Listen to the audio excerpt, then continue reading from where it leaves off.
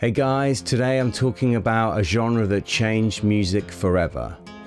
I'm talking about the blues. Hey, can you feel what My story with the blues first started when I started looking deeper into the roots of the artists that I was into at the time.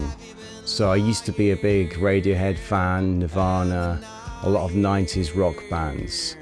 And it wasn't until I actually started looking deeper into these artists' origin and how modern rock came about that I actually started looking into the blues. And then when that happened, I kind of went on a bit of a musical pilgrimage of the States. I went to some music towns, Memphis, Nashville.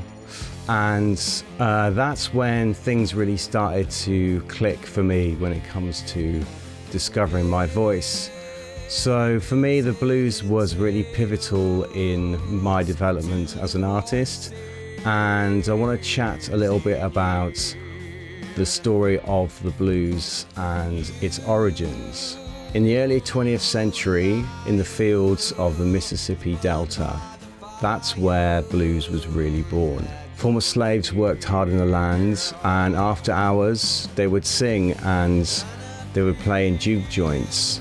Gospel from the churches at that time bled into the blues, and the guitar became the main instrument mainly because of its accessibility. The blues was a medium for the people to really express how they were feeling and the hardships of their life.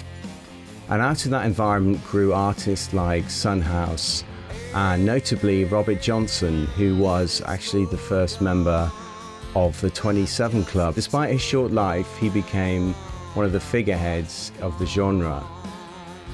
It was when he was actually recorded and the first recordings were played to the public that blues really started to kick off, and so did the recording industry. It kind of grew around the blues, and that was when people started going to the Delta, hunting for artists, getting them into the recording studio, and the word spread about the blues, and that's when it suddenly became such a big thing and such a big part of the music at that time. Now all of a sudden you could actually hear these artists, you could hear their voice, not having to just go and see them in person. And that really did spread the blues like wildfire all around the States and the rest of the world. Fast forward to the 1940s, and there's a sudden change in the industrial landscape of America. Suddenly people were moving from the Mississippi to the big cities of the north, like Chicago. And with them, they brought their music. And suddenly with the invention of the electric guitar, you had artists like Howlin' Wolf and Muddy Waters who made blues electric, and it became rawer and more gritty. You also had big bands involved. Before, the blues was about a Delta bluesman, a solo artist. Now it became a band movement. You had a full drums, bass, electric guitar and vocalists and amplification. And then the blues became a worldwide phenomenon. Suddenly, when the 1960s came around, a new generation of artists like the Rolling Stones, Cream, Jimi Hendrix were all inspired by those blues masters of the 1940s. You had a whole new blues movement, the British wave, which encapsulated the ethic of the blues, but took it to a new place that had previously been unexplored with the old masters. The blues had become one of the most pivotal genres in music's history, and it had spread from America to England to all around the world.